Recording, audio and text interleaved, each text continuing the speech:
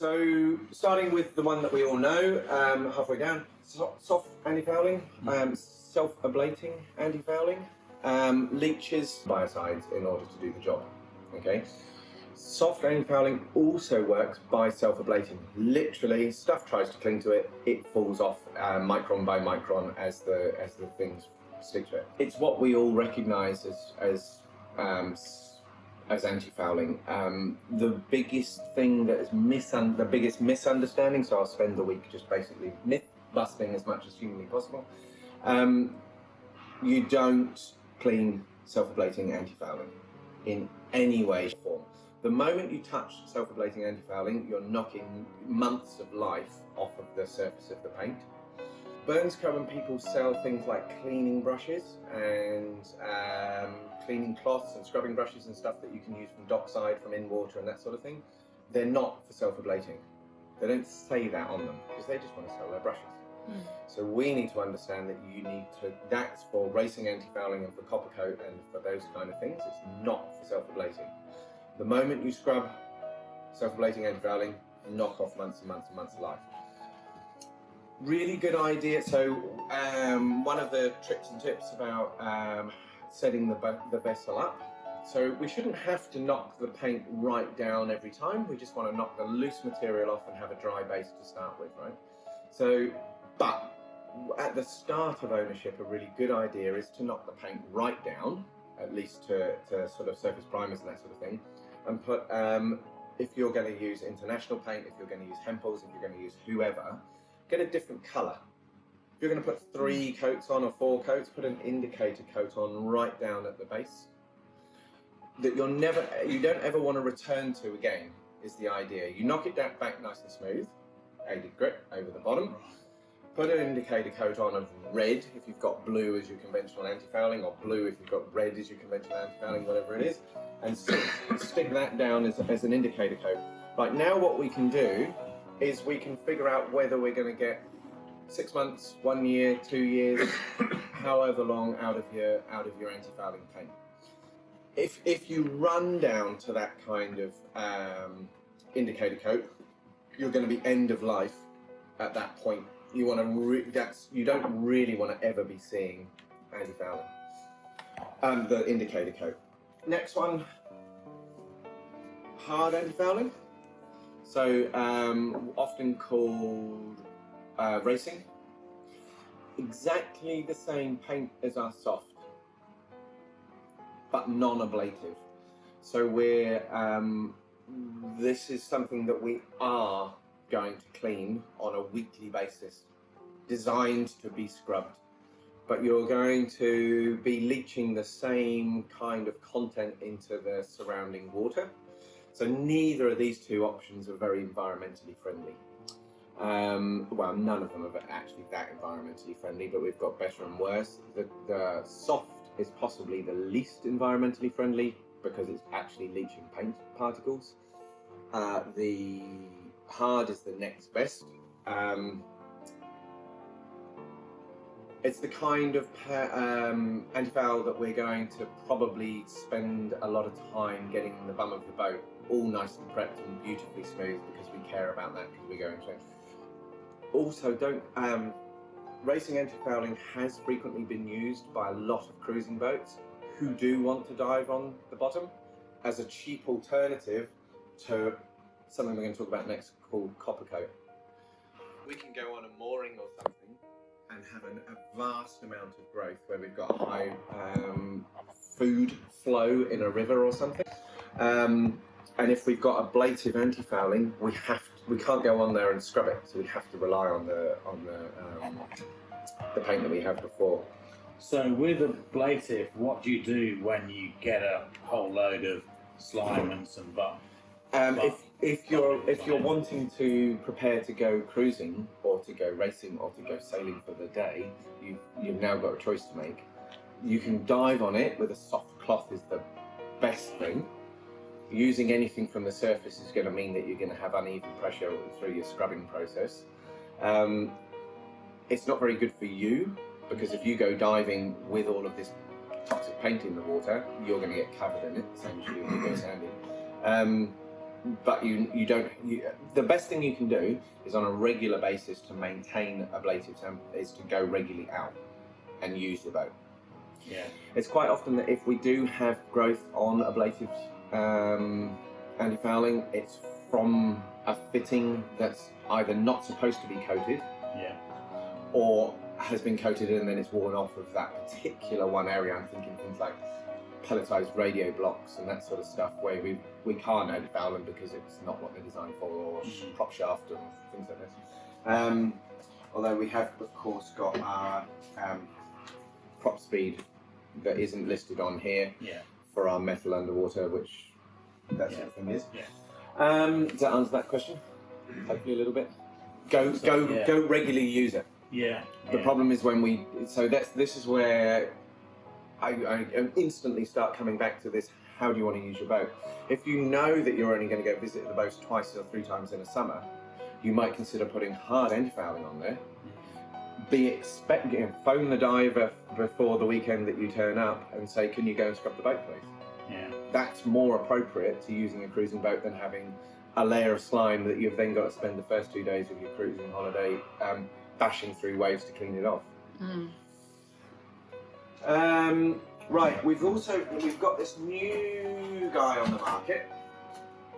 One of the things that I'm just guiding us through here is these terms of use as well, because this is where we start to look at the economics of what we're doing, as well as the actual performance of the product.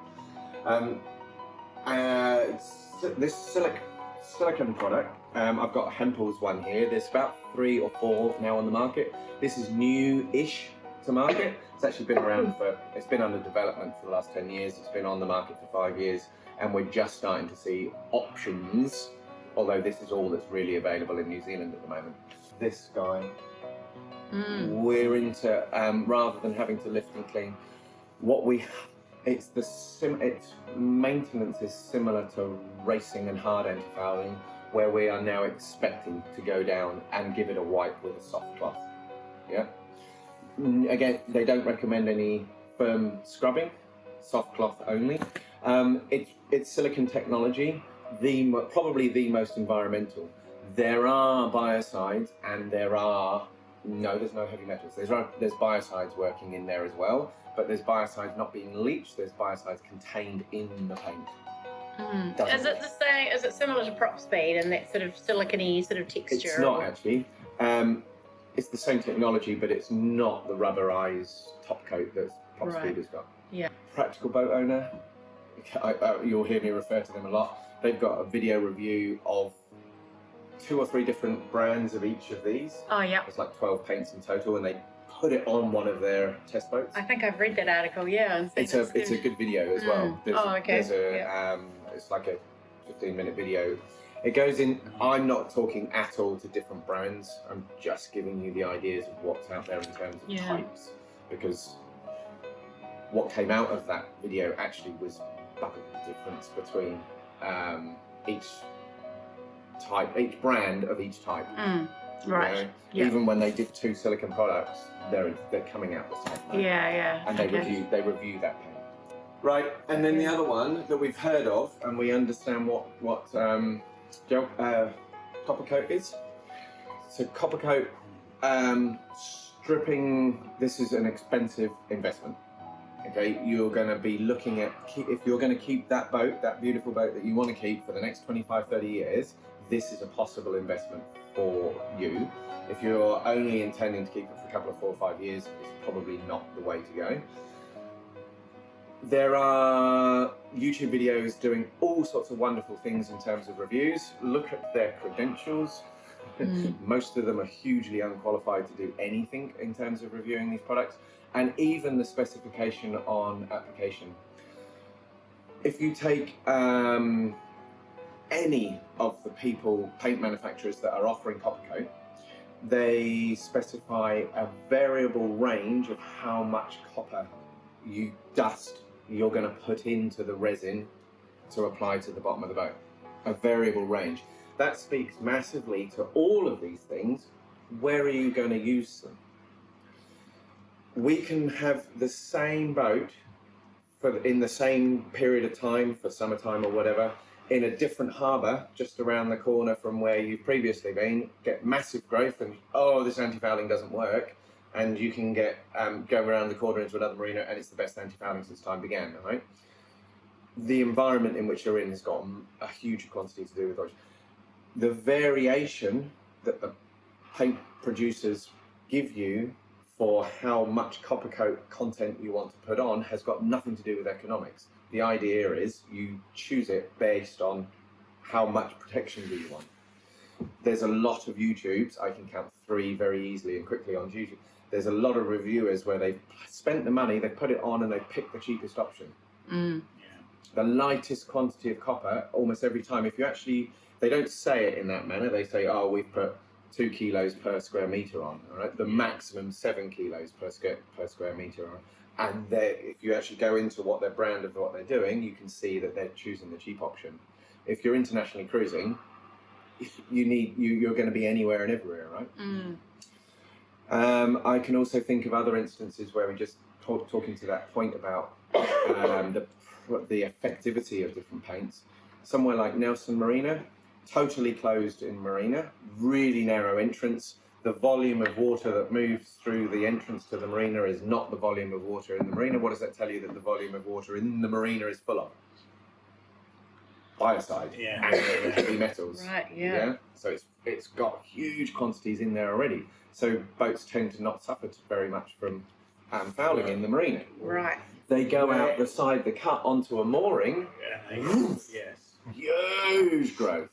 Presumably that's why Opua is so awful, because there's a flow of water through it all the time. The river is all in that big estuary. Absolutely, just everything just gets covered. Yeah, barnacles, isn't it? Yeah. Basically, boats on moorings, very high growth, every single time. Because, based on the idea that moorings are in rivers, and rivers have lots of clean flow, so there's no generic environmental leaching of biocides in it. The system CopperCoat, we're taking it right back to original gel coat and then reapplying, and possibly even through, depending on whether you want to reapply epoxy on polyester or not. We'll look at what all that means in the GRP section. And of course, CopperCoat, that's the other thing with those YouTube guys, is they're not thinking that they're thinking they're changing from ablative to CopperCoat, having never had anything to do with any hard anti-fouling, where you're supposed to clean the things regularly. CopperCoat, you're supposed to clean the thing regularly. Yeah, it's not designed to be 100% shit falling off. It's just as good as going sailing.